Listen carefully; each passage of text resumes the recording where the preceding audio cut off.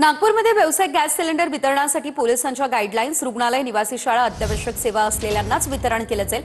Hotel, खासगी संस्थेमध्ये cylinder दिल्यास कारवाई देखील आता केली जाणार आहे। अनेक भागात घरगुती गॅस वितरण हे सुरळीत सुरू आहे।